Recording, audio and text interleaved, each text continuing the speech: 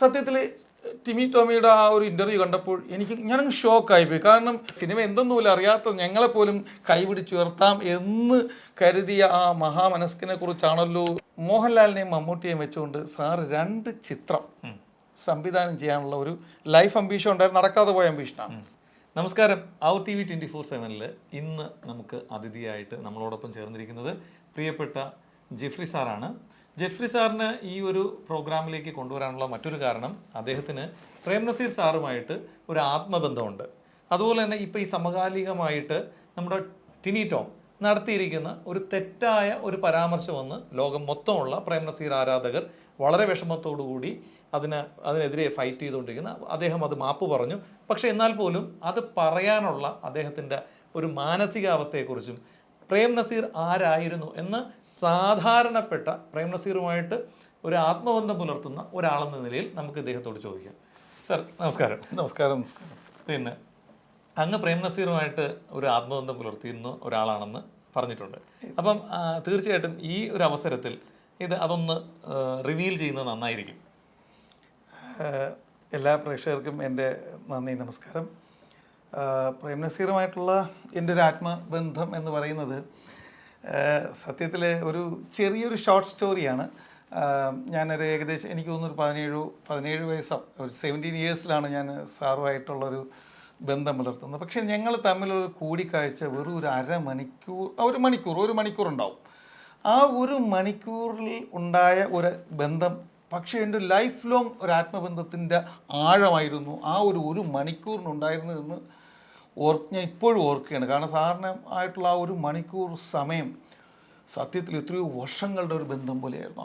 അത്രയ്ക്ക് എന്നെ ഇൻഫ്ലുവൻസ് ചെയ്ത ഒരു മഹാനായ വ്യക്തിത്വമായിരുന്നു. ഒരു മിറാക്കുലസ് പേഴ്സണാലിറ്റി എന്ന് വേണമെങ്കിലും പറയാം. ഒരുപാട് കാര്യങ്ങൾ പറയാനുണ്ട്, പക്ഷേ എല്ലാം എനിക്ക് ഒരു സമയപരിധി ഉള്ളത് കൊണ്ട് തന്നെ അതിൻ്റെ ഒരു ചുരുക്കം എന്ന് പറഞ്ഞു കഴിഞ്ഞാൽ എൻ്റെ ഒരു ഫാദർ ഒരു ജേർണലിസ്റ്റായിരുന്നു, ഒരു ഇംഗ്ലീഷ് ജേർണലിസ്റ്റായിരുന്നു, നാഷണൽ ഹെറാൾഡ് ന്യൂസ് പേപ്പറിൻ്റെ സൗത്ത് ഇന്ത്യൻ കറസ്പോണ്ടൻ്റ് ആയിരുന്നു. അപ്പോൾ ഫാദറിൻ്റെ ക്ലാസ്മേറ്റ് ആയിരുന്നു ONV സാറ്. അപ്പം ONV സാറും എൻ്റെ ഫാദറും തമ്മിലുള്ള വളരെ ആത്മബന്ധമായിരുന്നു. പ്രീ ഡിഗ്രി മുതൽ കൊല്ലം SM കോളേജ് മുതൽ ട്രിവാൻഡ്രം MG കോളേജ് വരെ ഒരുമിച്ച് പഠിച്ചതാണ്. എൻ്റെ ഫാദർ ഇംഗ്ലീഷ് ലിറ്ററേച്ചറായിരുന്നു. അപ്പോൾ അങ്ങനെ ഒരു ആത്മബന്ധം ONV സാറും എൻ്റെ ഫാദറുമായിട്ട് ഉണ്ടായ സമയത്ത് തന്നെ എൻ്റെ വളരെ കുട്ടിക്കാലമായിട്ട് തന്നെ നല്ലൊരു കലാകാരനായി ജീവിതത്തിൽ വളരണം എന്ന് ഞാൻ വളരെ കുട്ടിയായിരുന്നപ്പോഴേ ചിന്തിച്ചിരുന്ന വ്യക്തിയാണ്. അതൊരു പക്ഷേ സ്കൂൾ തലത്തിലെത്തിയപ്പോൾ തന്നെ ഒരു ഫിലിം ഇൻഡസ്ട്രിയിലേക്ക് വരണമെന്നൊരു വലിയൊരു ഭയങ്കരമായ ഒരു അഭിനിവേശം എനിക്കുണ്ടായിരുന്നു. അതിലേക്ക് വേണ്ടിയിട്ടുള്ള എല്ലാ പ്രിപ്പറേഷനുകളും ഞാൻ ഡ്രീം ചെയ്യാറുണ്ടായിരുന്നു. അങ്ങനെ ഒരു ONV സാറുമായിട്ടുള്ള ബന്ധങ്ങൾ ഞാൻ അതൊക്കെ തന്നെ കാൽക്കുലേറ്റ് ചെയ്തുകൊണ്ട് ഞാൻ എൻ്റെ പിതാവിൻ്റെ അടുത്ത് പറഞ്ഞു, എൻ്റെ അച്ഛനോട് പറഞ്ഞു, എനിക്കിങ്ങനെ ഒരു PDC 10ാം ക്ലാസ് കഴിഞ്ഞ പിന്നെ പഠിക്കേണ്ട ഒരു അസിസ്റ്റൻറ്റ് ഡയറക്ടറായിട്ട് എങ്ങനെയും പോകണം, പക്ഷേ not a small assistant director, ഒരു പ്രൊമിനൻ്റ് ആയ ഒരാളുടെ കൂടെ അസിസ്റ്റൻറ്റ് ഡയറക്ടറായിട്ട് പോകണം എന്ന് പറഞ്ഞ് ഞാൻ ഫാദറിൻ്റെ അടുത്ത് എൻ്റെ ആഗ്രഹം പ്രകടിപ്പിക്കുകയും അങ്ങനെ ഫാദർ ONV സാറുമായിട്ട് സംസാരിക്കുക. അങ്ങനെ ആ ഒരു ചർച്ച വിവിധ തലങ്ങളിലേക്ക് പോയി. കാരണം ഞാൻ അത്രമാത്രം ഇൻഫ്ലുവൻസ് ONV സാറിനെ ചെയ്യുകയും അവസാന ഘട്ടത്തിൽ ONV സാറ് എത്തിച്ചേർന്നത് പ്രേംനസീറിലാണ്. എന്നോട് പറഞ്ഞു, പ്രേംനസീർ സാറ് മദ്രാസിൽ പോയി കാണണം, ഞാനൊരു ലെറ്റർ തരാം. ആ ലെറ്റർ പോലും എനിക്ക് ഓപ്പണായിട്ടാണ് ONV സാർ എഴുതി തന്നത്. പ്രേംനസീറിന് എന്നെക്കുറിച്ചും എൻ്റെ ആഗ്രഹങ്ങളെക്കുറിച്ചും ഒപ്പം തന്നെ നെൽസൺ മണ്ടേല എന്ന മഹാനായ വ്യക്തിയെക്കുറിച്ച് ONV സാർ എഴുതിയ കവിതയുടെ വിലപ്പെട്ട അഭിപ്രായങ്ങൾ വേണമെന്നായിരുന്നു എനിക്ക് തോന്നുന്ന ആ ലെറ്ററിൻ്റെ അവസാനത്തെ പാരഗ്രാഫ്. അങ്ങനെ ഞാനും പിതാവും അന്ന് കൂടി ചെന്നൈയിൽ മഹാലിംഗപുരത്താണ് ഞാൻ പോയി സാറിനെ കാണുന്നത്. സത്യത്തിൽ ആ ഒരൊറ്റ മൊമെൻ്റ് ഞാൻ പറയാം. The moment I so Prem Nazir I shocked.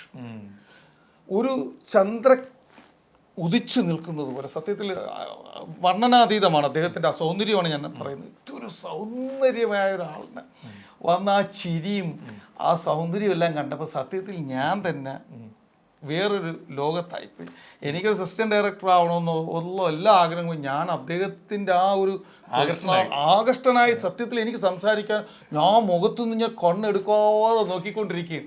അപ്പോൾ അച്ഛനും എൻ്റെ ഫാദറും നസീർ സാറായിട്ട് നല്ല ഇംഗ്ലീഷിലായിരുന്നു അവരുടെ ടോക്കിംഗ് ഒക്കെ നടന്ന ശേഷം എന്നിലേക്ക് എത്തി, എൻ്റെ കാര്യത്തിലേക്ക് എത്തി. സത്യത്തിൽ സാറിന് ഏറ്റവും കൂടുതൽ എന്നെ ഇഷ്ടപ്പെട്ട എൻ്റെ പേരായിരുന്നു. സത്യത്തിൽ സാറിനെ പോലുള്ളൊരു വ്യക്തി, ഒരു സാധാരണക്കാരനായി എൻ്റെ പേര് ജെഫ്രിയാണ്. അപ്പോൾ ജെഫ്രിയുടെ പേര് സാറിന് ഇഷ്ടപ്പെട്ടു. എത്ര ലാളിത്യത്തോടു കൂടിയാണ് സത്യത്തിൽ സ്വന്തം മക്കളോട് പെരുമാറുന്നത് പോലെ ചിരിച്ചുകൊണ്ടും വളരെ ലാളിത്യത്തോടു കൂടി എൻ്റെ വിദ്യാഭ്യാസം വെറും ഫസ്റ്റ് BDC പഠിക്കുന്ന ജിഫ്രി ഒരു അസിസ്റ്റൻറ്റ് ഡയറക്ടർ ആവുന്നു. എന്നാലും ഞാൻ ഓരോ ഘട്ടങ്ങളിൽ സാറല്ല എനിക്കൊരു പ്രശസ്തനാവണം എന്ന ആ ഒരു ആഗ്രഹം ഞാൻ വളരെ ശക്തമായി ആവശ്യപ്പെട്ടപ്പോൾ സാറിന് തന്നെ തോന്നി. എനിക്ക് എന്തോ ആ കുട്ടിക്കൊരു ഡിറ്റർമിനേഷനുണ്ട്. സത്യത്തിൽ സാറ് പറഞ്ഞ മഹാനായ വ്യക്തി എന്ന് നമ്മൾ എല്ലാ പ്രേക്ഷകരും അറിയേണ്ട ഒരു കാര്യമാണ് ഞാൻ സംസാരിക്കാൻ പോകുന്നത്. എന്നോട് പറഞ്ഞത്, ഞാൻ നായകനായിരുന്ന സമയത്താണ് വന്നിട്ടുള്ള സംവിധായകന്മാരാണ് ഇന്ന് ഒട്ടുമിക്കവാറും പ്രശസ്തരായ പല സംവിധായകരും. ഒരുപക്ഷെ ഇന്ന് ഞാൻ അങ്ങനെ ഒരു നായകൻ സൂപ്പർ ഹീറോ ഒന്നുമല്ല, പക്ഷെ സാറ് പറയുന്നതാണ് സൂപ്പർ സ്റ്റാർ അല്ല. സാറിൻ്റെ ആ ഒരു ലാളിത്യം കൊണ്ട് പറയുന്നത്, അല്ലെങ്കിൽ എളിമ കൊണ്ട് പറയുന്നത്. അതുകൊണ്ട് തന്നെ ഞാൻ ഒരു സംവിധായകൻ്റെ അടുത്ത് ജിഫ്രിക്ക് ഒരു അസിസ്റ്റൻ്റ് ഡയറക്ടറാണ്, ജിഫ്രിക്ക് അതിനുള്ള ക്വാളിഫിക്കേഷൻ ഇല്ല. രണ്ട്, ഞാനൊരു ഫോഴ്സ് ചെയ്താൽ ഒരു പക്ഷെ അവരെല്ലാം എടുക്കും. പക്ഷേ അവർക്കെല്ലാം ജിഫ്രിയെ പഠിപ്പിക്കുക എന്നുള്ളൊരു കമ്മിറ്റ്മെൻറ്റ് ഉണ്ടാവണമെന്നില്ല.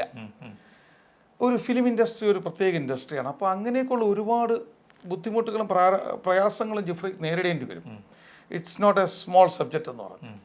എന്നാലും എനിക്കും ജിഫ്രിയിലൊരു താല്പര്യം തോന്നുന്നു. സത്യം ഇത്ര ലാളിത്യത്തോടു കൂടിയാണ് പറഞ്ഞു. എനിക്കറിയില്ല, അന്ന് സാറ് പറഞ്ഞു മോഹൻലാലിനെയും മമ്മൂട്ടിയെയും വെച്ചുകൊണ്ട് സാറ് 2 ചിത്രം സംവിധാനം ചെയ്യാനുള്ള ഒരു ലൈഫ് അംബീഷൻ ഉണ്ടായിരുന്നു. നടക്കാതെ പോയ അംബീഷനാണ് അത്. മമ്മൂട്ടി മോഹൻലാലും മോഹൻലാൽ ലാലേട്ടനും മമ്മൂക്കായും അത് ഉറപ്പുവരുത്തിയിട്ടുള്ളതാണ്. പിൽക്കാലത്ത് ഞാൻ അറിഞ്ഞു അത് ശ്രീനിവാസൻ സാറായിരുന്നു അതിൻ്റെ കഥയും തിരക്കഥയൊക്കെ ഉണ്ടാക്കുന്നത്. അങ്ങനെ സാറിൻ്റെ അടുത്ത് പറഞ്ഞു, എനിക്കറിയില്ല അത് മോഹൻലാലാണോ മമ്മൂട്ടിക്കാണോ എന്ന് എനിക്കറിയില്ല. അതിൽ ഒരാൾ കോൾ ഷീറ്റ് ഒപ്പിട്ടു. ഞാൻ മാർച്ചിൽ ഞാൻ ഷൂട്ട് ചെയ്യും. ഇനി കുറച്ചു നേരം എൻ്റെ മുഖത്ത് നോക്കി ചിരിച്ചുകൊണ്ട് സാർ എന്നോട് പറഞ്ഞു, ജിഫ്രി എന്നോടൊപ്പം നിൽക്കട്ടെ, അതിനുശേഷം ഞാൻ തീരുമാനിക്കാം ജിഫ്രിക്ക് എന്ത് വേണമെന്നുള്ളത്. ദ മൊമെൻറ്റ് നസീർ സാർ എന്ന് പറയുന്ന ഒരു സത്യത്തിന് എനിക്ക് പറയാൻ പോലും പറ്റത്തില്ല, അത്രമാത്രം എമോഷണലാണ്. അപ്പോൾ സാറ് പറയാണ് ജിഫ്രി എന്നൊരു വ്യക്തി സാറിൻ്റെ ഒരു കൂടെ നിൽക്കട്ടെ. എൻ്റെ അച്ഛനടുത്താണ് പറയുന്നത് എന്ന് പറഞ്ഞപ്പോൾ എൻ്റെ അച്ഛൻ പറഞ്ഞു, ഇനി എൻ്റെ മോന് ജീവിതത്തിൽ കിട്ടാവുന്ന ഏറ്റവും വലിയ blessing, it's A God blessed my son എന്ന് പറഞ്ഞ് ആയിക്കോട്ടെ എന്ന് പറഞ്ഞു. ഡിസംബറിൽ എനിക്കൊന്ന് ഡിസംബറൊക്കെ ആണെന്ന് തോന്നുന്നു, ഞാൻ കാരണം ഒരു 19 മരിക്കും ഒരുപാട് വർഷം കാണും. അപ്പോൾ അന്ന് ജിഫ്രി വന്നാൽ മതി, ബാക്കി എല്ലാ കാര്യങ്ങളും ഞാൻ ഇവിടെ അറേഞ്ച് ചെയ്യാം, എൻ്റെ കൂടെ ഒപ്പം നിൽക്കട്ടെ, ബാക്കി കാര്യങ്ങൾ ഞാൻ തീരുമാനിക്കാമെന്ന് പറഞ്ഞ് നമ്മൾ തമ്മിൽ പിരിയുന്നു. അപ്പോൾ അന്നൊരു സിനിമാ ബന്ദ് നടക്കുന്നതുകൊണ്ട് തന്നെ സാറാ സിനിമാ ബന്ദിൻ്റെ മീറ്റിങ്ങിന് പോകാൻ വേണ്ടി ഫുൾ ഡ്രസ്ഡും കൂടിയായിരുന്നു. അതുകൊണ്ടാണ് അത്രയും നല്ല ഗ്ലാമറസ് ലുക്കായിരുന്നു. അങ്ങനെ നമ്മൾ പറഞ്ഞു മഹാലങ്കപുരത്ത് നിന്ന് ഇറങ്ങി. അവിടെ ഉള്ള തൊട്ടിപ്പുറത്താണ് നിൽക്കുന്നത്, ഈ ഭാഗ്യലക്ഷ്മിയുടെ വീടും തൊട്ടിപ്പുറത്താണ്, എനിക്ക് ഓർമ്മയുണ്ട്. അങ്ങനെ നമ്മൾ അവിടെ നിന്ന് ഇറങ്ങി ഞാൻ വന്നു. ഞാൻ അങ്ങനെ ONV സാറിനെ പോയി കണ്ടു, കാര്യങ്ങൾ പറഞ്ഞു, നല്ല ഒരു ബ്ലെസ്സിങ് ഒക്കെ മേടിച്ചു. അങ്ങനെ ഞാൻ എപ്പോഴും ആലോചിക്കും, ഞാൻ ഇത് ആരോടും പറഞ്ഞു, കാരണം ഇത്രയും വലിയൊരു മഹാനായ മനുഷ്യൻ്റെ മുമ്പിലുള്ള ഒരു എനിക്ക് തന്നെ തോന്നി ഞാനൊരു സ്വപ്നമാണോ യാഥാർത്ഥ്യമാണോ എന്ന് ഇപ്പോഴും വിശ്വസിക്കാനാവാത്തൊരു സംഭവം. കാരണം ആർക്കും അവിശ്വസനീയമായ കാരണം ഒരു വ്യക്തിയെ, എന്നെ പോലുള്ള വ്യക്തിയെ ഇത്രയും ലാളിത്യത്തോടു കൂടി സ്വീകരിക്കുക, ഏറ്റവും ഉന്നതമായ കാര്യങ്ങളിൽ നമുക്ക് ഇൻവോൾവ്മെൻറ്റ് ചെയ്യുക. സത്യത്തിൽ ടിമി ടോമിയുടെ ആ ഒരു ഇൻ്റർവ്യൂ കണ്ടപ്പോൾ ഞാനങ്ങ് ഷോക്കായിപ്പോയി. കാരണം എന്നെ പോലുള്ള ഒരു സാധാരണക്കാരനായ ഒരു മനുഷ്യനോട് പോലും അവസരങ്ങൾ എന്തെന്ന് പോലും അറിയാത്ത, സിനിമ എന്തെന്ന് പോലും അറിയാത്ത ഞങ്ങളെപ്പോലും കൈപിടിച്ചുയർത്താം എന്ന് കരുതിയ ആ മഹാമനസ്കിനെ കുറിച്ചാണല്ലോ ടിമി ടോമി ഇത്രയും പറഞ്ഞു. എങ്കിലും അയാൾ മാപ്പ് പറഞ്ഞെങ്കിലും ഒരു പറയാൻ പാടില്ലാത്തൊരു തെറ്റായിപ്പോയി, പാവമായിപ്പോയി എന്ന് എനിക്ക് തോന്നുന്നു. അങ്ങനെ ഞാൻ എന്ത് ചെയ്തു, എനിക്കൊന്ന് ഡിസംബർ ആണെന്ന് തോന്നുന്നു, ഞാൻ എൻ്റെ ജേർണി സ്റ്റാർട്ട് ചെയ്തു. സാധനങ്ങളൊക്കെ പാക്ക് ചെയ്തു. ഞാൻ മദ്രാസിലേക്കുള്ള എൻ്റെ യാത്ര സ്റ്റാർട്ട് ചെയ്തു. പ്രേം നസീറുമായി സാറുമായിട്ട് യോജിപ്പിക്കാനുള്ള യാത്ര. പക്ഷേ ആ പോകുന്നതിന് മുമ്പൊക്കെ ഫാദറാണ് കോൺടാക്ട് ചെയ്തത്, ഈ ഫോണും കാര്യങ്ങൾ. അപ്പം എനിക്കതിൻ്റെ മറ്റുള്ള കോൺടാക്ട്സ് ഒന്നും അറിയാത്തത് കൊണ്ട് തന്നെ ഞാൻ എൻ്റെ പാക്ക് ചെയ്തു. ഞങ്ങൾ പാലക്കാടെത്തി. പാലക്കാടൊക്കെ എനിക്കെല്ലാം ഓർമ്മയുണ്ട്. അരിസ്റ്റോട്ട് എന്നൊരു ഹോട്ടലിൽ താമസിച്ചു. പിറ്റേന്ന് രാവിലെ ഞാനും നമ്മൾ ബ്രേക്ക്ഫാസ്റ്റ് കഴിച്ചിട്ട് പേപ്പർ വാങ്ങിക്കാനായിട്ട് എൻ്റെ ഫാദർ പോയപ്പോൾ മലയാള മനോരമ പേപ്പർ മേടിക്കാൻ ചെന്നപ്പോൾ മലയാള മനോരമ പേപ്പറിൻ്റെ ഫ്രണ്ട് പേജിൽ പ്രേം നസീർ അത്യാസന്ന നിലയിലെന്നുള്ള ഒരു ഫുൾ ക്യാപ്ഷനിലുള്ളൊരു ന്യൂസ് പേപ്പറാണ് നമ്മൾ കണ്ടത്. സത്യത്തിൽ ഒന്നല്പം ഞെട്ടിപ്പോയി, പ്രേം നസീർ അത്യാസന്ന നിലയിൽ, കാരണം ഇത് ഞാൻ അറിഞ്ഞില്ല. അപ്പോഴും നമ്മുടെ ആ ഒരു പ്രതികരണം കേട്ടപ്പോൾ തന്നെ ആ കടക്കാരന് തോന്നി എന്തോ എവിടെയോ ഒരു ബന്ധം നമ്മൾ തമ്മിലുണ്ട് എന്ന് തോന്നിയുകൊണ്ട് ആ കടക്കാരൻ പറഞ്ഞു വാർത്ത കേട്ടില്ലേ എന്ന് ചോദിച്ചു, പ്രാദേശിക വാർത്ത കേട്ടില്ലേ എന്ന് വെച്ചു. നസീർ സാർ മരിച്ചു എന്ന് പറഞ്ഞു. ഇറ്റ്സ് ഒരു ഇമോഷണൽ ഷോക്കായിരുന്നു എനിക്ക്. ഒരു സത്യമായി ഇപ്പം എനിക്കിപ്പോഴും ആ ഷോക്ക്, ആ പറയുമ്പോൾ ആ ഷോക്ക് എനിക്കിപ്പോഴും ഉണ്ട്. പിന്നെ ഞാൻ ഒന്നും സംസാരിക്കുകയോ ഒന്നും ചെയ്തില്ല. വളരെ മൗനിയായി ഞാൻ അവിടെ നിന്ന് പിൻവാങ്ങുകയും പിന്നെ ഞാൻ ഒരിക്കലും സിനിമാ സംവിധായകനാകണമെന്ന് ഞാൻ ആഗ്രഹിച്ചിട്ടില്ല. ഒരിക്കലും ഞാൻ ആഗ്രഹിച്ചിട്ടില്ല. കാരണം എനിക്ക് ഒരുപാട് സ്വപ്നങ്ങളായിരുന്നു. പക്ഷേ ഒരു കൊടുമുടിയോളം ഞാൻ ചെന്നിട്ട് പെട്ടെന്നൊരു പാതാളത്തിലേക്ക് വീണൊരവസ്ഥ. 2 പ്രേം നസീർ അനുഗ്രഹിച്ച ആ ഒരു ഡ്രീം അങ്ങനെ തന്നെ എൻ്റെ മനസ്സിൽ നിൽക്കട്ടെ എന്ന് ഞാൻ കരുതി. എൻ്റെ സങ്കല്പങ്ങളും എൻ്റെ സ്വപ്നങ്ങളും എൻ്റെ എല്ലാം ഞാൻ എന്തോ ആ ഒരു മരണം എന്നെ വല്ലാതെ സ്വാധീനിക്കുകയും പിന്നെ എനിക്ക് ഒരിക്കലും അതങ്ങോട്ട് റിക്കവറി ആവാൻ ഒരുപാട് നാളെടുത്തത് പോകും. പിന്നെ കാലം ഞാനത് എൻ്റെ വിദ്യാഭ്യാസമായിട്ട് മുന്നോട്ട് പോവുകയും പിന്നെ അതിനുശേഷം ഞാൻ പ്രവാസ ലോകത്തിലേക്ക് എത്തുകയും ചെയ്യുന്നു. സത്യത്തിൽ ആ ഒരു മനസ്സിന് നിത്യശാന്തി എന്നും ആ പ്രേം നസീർ എന്ന ആ മഹാമനുഷ്യൻ്റെ ആത്മാവിന് സത്യത്തിൽ നിത്യശാന്തി നേരുകയാണ്. ആ കുടുംബത്തിനും ഞാൻ എല്ലാവിധ ആശംസകളും നേരുകയാണ്. എന്നെ ഇപ്പോൾ പല ഇൻ്റർവ്യൂസിലും കാണുമ്പോഴും എനിക്ക് പറയാറുള്ളത്, ലാലേട്ടൻ തന്നെ പറഞ്ഞിട്ടുണ്ട്, ലാലേട്ടൻ ഒരു വ്യക്തിയെ അടിച്ചിട്ടുണ്ടെന്നാണ് പറയുന്നത്. പ്രേം നസീറിനെ കുറിച്ച് അനാവശ്യം പറഞ്ഞപ്പോൾ സെറ്റിൽ ആകെപ്പാടെ ലാലേട്ടൻ ഒരു വ്യക്തിയെ അടിച്ചിട്ടുണ്ടെങ്കിൽ ആ നസീറിനെ കുറിച്ച് അപവാദം പറഞ്ഞതാണ്.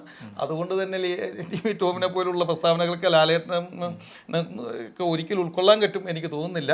എത്രയായിരുന്നാലും അദ്ദേഹത്തിൻ്റെ ആ ഒരു ആത്മാവിന് നിത്യശാന്തി എന്നും മലയാള സിനിമ ഉണ്ടായിരിക്കുന്നിടത്തോളം കാലം Nazir is the foundation of Malayalam film industry എന്ന് നമുക്ക് ഉറപ്പിച്ച് പറയാം. തീർച്ചയായിട്ടും താങ്ക് യു. കാരണം ഇത്രയും സമയം ഈ ഒരു, അതായത് ഇത് വേറെ ആർക്കും അറിയാത്ത അല്ലെങ്കിൽ താങ്കളെ എനിക്ക് ചെറുതായിട്ട് അറിയാവുന്നത് കൊണ്ട് മാത്രം എനിക്ക് എൻ്റെ ഉള്ള ഒരു അറിവായിരുന്നു. അതാണ് ഞാനിപ്പോൾ എല്ലാവരുമായിട്ട് ഷെയർ ചെയ്തത്. Thank you sir. Thank you very much. This program brought to you by NK Group. Lucky Center and Lucky Department Store, Ajuman.